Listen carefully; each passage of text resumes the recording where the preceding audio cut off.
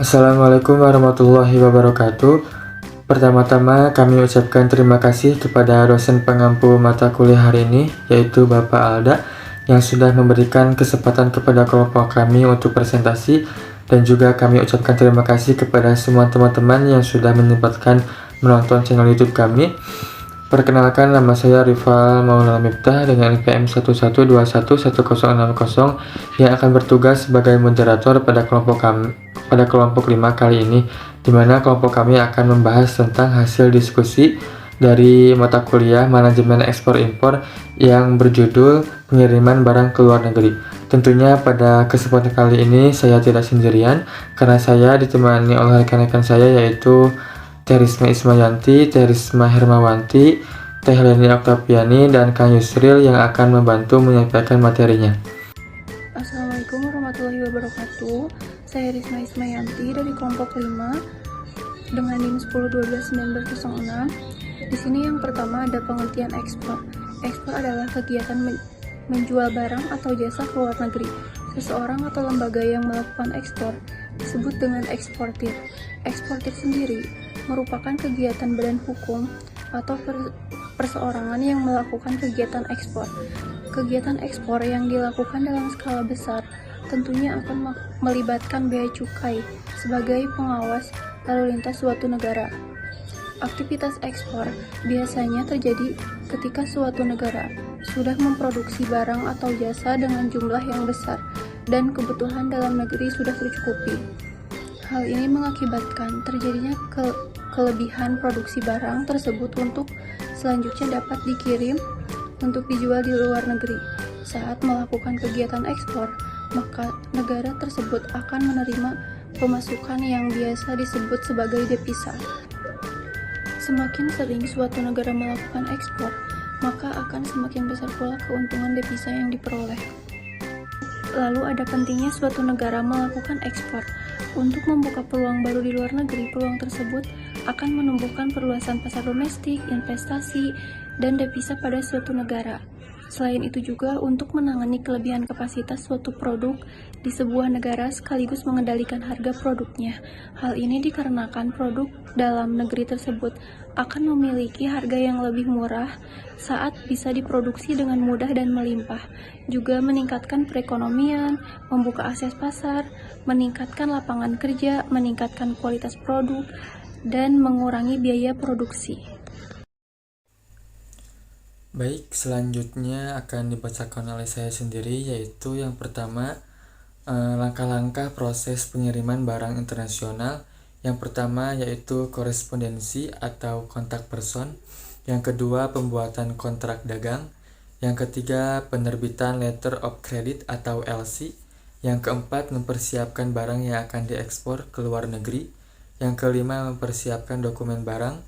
Yang keenam, mendaftarkan pemberitahuan ekspor barang atau PBEB. Yang ketujuh, pemesanan ruang kapal. Yang kedelapan, pengiriman barang ke pelabuhan. 9. Pemeriksaan bea cukai. 10. Surat keterangan asal atau SKA. Yang ke-11, pencairan atau LC. Yang terakhir 12, proses pengiriman barang ke importir. Oke, bisa kita lihat di slide berikutnya, yaitu gambar proses pengiriman barang ke luar negeri. Yang pertama, korespondensi atau kontak person. Eksportir mengadakan korespondensi dengan importir di luar negeri untuk menawarkan dan negosiasi komoditi. Dalam hal ini harus dicantumkan jenis barang, kualitas, kuantitas, syarat-syarat pengiriman, dan lain-lain. Berikutnya, setelah itu yang kedua, pembuatan kontrak dagang. Apabila importir menyetujui penawaran yang diajukan oleh eksportir, maka importir dan eksportir membuat dan menandatangani kontrak dagang dengan dicantumkannya hal-hal yang disepakati bersamanya. Berikutnya yang ketiga, penerbitan letter of credit atau LC, yaitu setelah ditandatangani kontrak dagang, maka importir membuka LC melalui bank koresponden di negaranya dan pengiriman LC tersebut ke bank devisa yang ditunjuk. Kemudian, bank devisa di negara eksportir kemudian bank devisa yang ditunjuk memberitahu diterimanya LC tersebut kepada eksportir. Langkah selanjutnya yaitu yang keempat, mempersiapkan barang eksportir. yaitu dengan diterimanya LC tersebut, maka eksportir mempersiapkan barang-barang yang dipesan importir. Yang selanjutnya yaitu mempersiapkan dokumen barang. Yang pertama yaitu packing list, yang kedua commercial invoice, yang ketiga sertifikat mutu barang atau standar mutu barang yang akan dikirim ke luar negeri. Yang selanjutnya yaitu proses mendaftarkan pemberitahuan ekspor barang atau PEB, yaitu eksportir mendaftarkan pemberitahuan ekspor barang atau PEB ke bank devisa dengan melampirkan surat sanggup bayar apabila ekspornya terkena pajak ekspor. Proses selanjutnya yaitu pemesanan ruang kapal.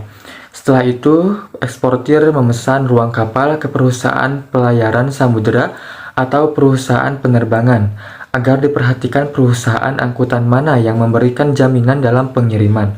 Selanjutnya yaitu proses pengiriman barang ke pelabuhan. Setelah itu dapat melakukan sendiri pengiriman barang atau dapat menggunakan jasa perusahaan pengiriman barang atau disebut juga perusahaan freight forwarder atau perusahaan ekspedisi muatan kapal laut atau bisa disebut juga atau disingkat EMKL dengan disertakan dokumen-dokumen ekspor. Selanjutnya yaitu proses pemeriksaan di bea cukai. Di pelabuhan dilakukan pemeriksaan dokumen dengan barang-barang yang akan diekspor. Berikutnya yaitu proses surat keterangan asal atau SKA. Jika diperlukan, eksportir mengajukan permintaan SKA kepada Dinas Perindustrian Perdagangan. Proses yang selanjutnya yaitu pencairan LC. Apabila barang sudah dikapalkan, eksportir dapat mencairkan LC ke bank dengan menyerahkan bukti dokumen-dokumennya. Berikutnya, proses yang terakhir yaitu proses pengiriman barang ke importir. Jadi ketika barang sudah diproses semuanya, barulah barang bisa kembali ke tangan importir atau ke negara tujuan.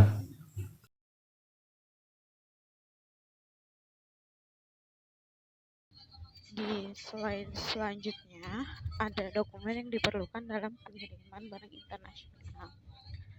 Yang pertama ada invoice atau faktur. Dokumen pertama dan harus dimiliki oleh invoice atau faktur. Dokumen ini berguna sebagai bukti transaksi atau penagihan. Dokumennya akan dibuat oleh eksportir untuk importir. Faktor dalam kegiatan ekspor impor ada 3 jenis, diantaranya 1. Pro forma invoice, 2. Commercial invoice, dan 3. Consular invoice. Dokumen yang kedua ada packing list. Dokumen ini berisikan rincian spesifikasi barang ekspor sesuai dengan invoice. Fungsi dokumen yang dibuat oleh eksportir ini adalah untuk memudahkan Anda mengetahui isi barang dalam kontainer bila terdapat pemeriksaan. Dokumen ini bisa dikatakan pula sebagai surat jalan yang dipakai ketika melakukan pengiriman barang di dalam Indonesia.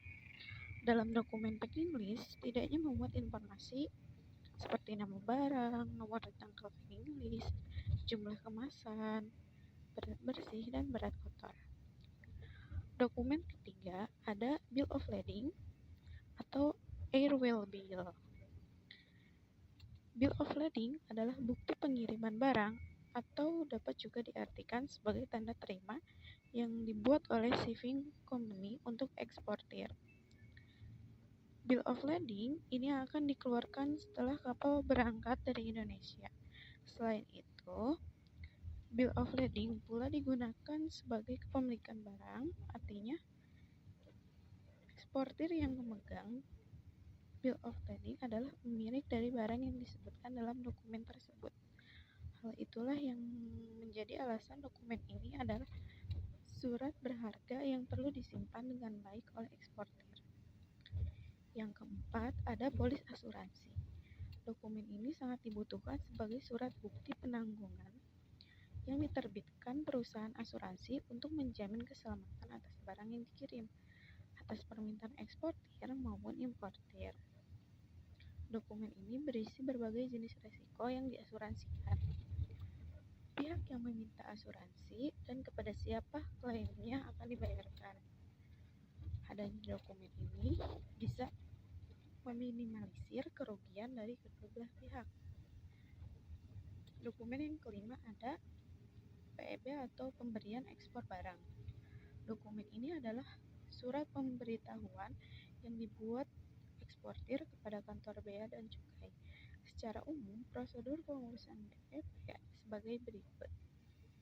Barang yang akan diekspor diberitahukan kepada kantor bea cukai dengan mengisi PEP.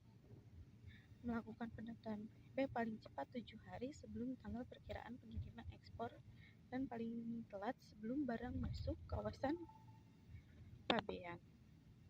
Biasanya, pendaftaran ini disertai dengan nomor induk perusahaan dan dokumen pelengkap seperti faktur, ranking list, bukti bayar, pendapatan negara bukan pajak, PNBP, bukti bayar bea keluar untuk barang ekspor yang dikenakan bea keluar, dan dokumen lain dari instansi teknis terkait. Dan dokumen yang keenam ada shipping instruction. Shipping instruction adalah dokumen yang dibuat atau diberikan oleh eksportir kepada forwarder atau shipping company untuk melakukan booking pada kontainer dan ruang ditransportasi yang digunakan seperti kapal atau pesawat. Dokumen ini biasanya dapat diberikan atau dikirim melalui surel atau email. Seperti yang sudah dikatakan, terdapat banyak dokumen terkait ekspor dan impor. Selain dokumen utama atau wajib, ada pula dokumen pendukung yang perlu diketahui. Biasanya dokumen tambahan ini lebih diperlukan berdasarkan regulasi yang berlaku di negara tujuan. Untuk beberapa produk tertentu, dokumen-dokumen tersebut diperlukan bagi regulasi di Indonesia. Yang pertama, ada surat keterangan asal atau SKA. Dokumen ini berisi keterangan bahwa barang yang diekspor berasal dari Indonesia.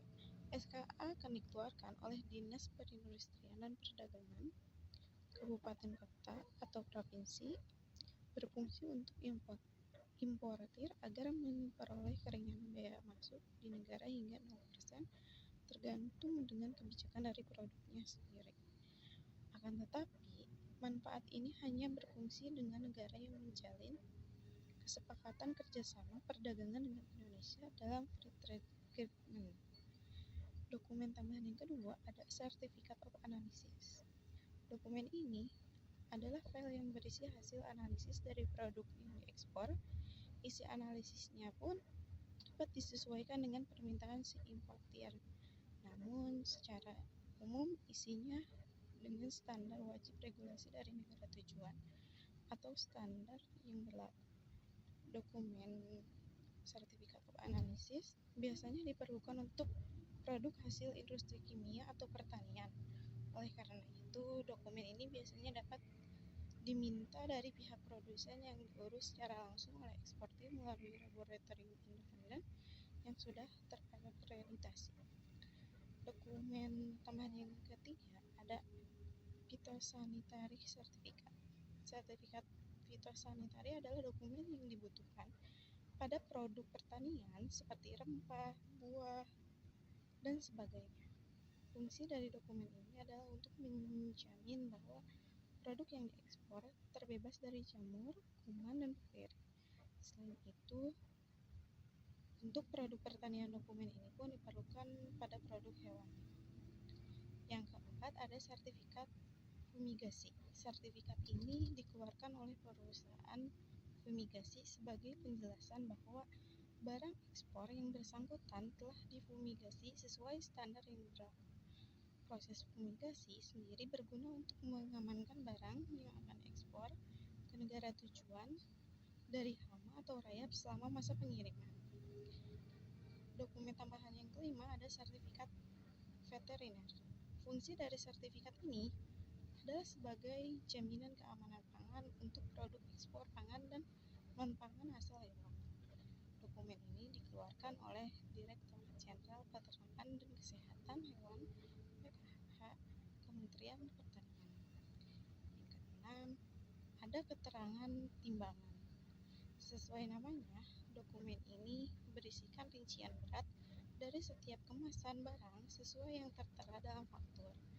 Keterangan timbangan ini pada prinsipnya harus sama dengan yang tertera pada isi Dokumen ini cukup penting karena untuk mempersiapkan alat-alat pengangkut pada barang pada saat pemeriksaan.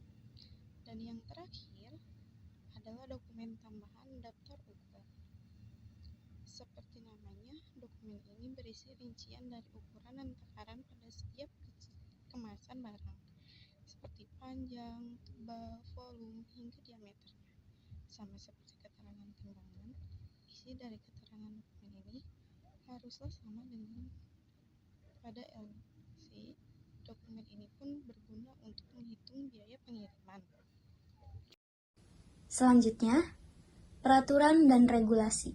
Pertama, berat barang tidak lebih dari 100 kg neto untuk satu kali pengiriman. Jika melebihi 100 kg neto, maka akan diberlakukan ketentuan umum di bidang import. Kedua, pengiriman produk makanan, minuman, dan obat-obatan harus mendapatkan izin Badan Hak Pengawas Obat dan Makanan. Ketiga, pengiriman barang elektronik seperti handphone dan komputer tablet yang boleh maksimal 2 item. Keempat, pengiriman tumbuhan, hewan, serta ikan harus mendapatkan izin pemasukan dari Badan Karantina.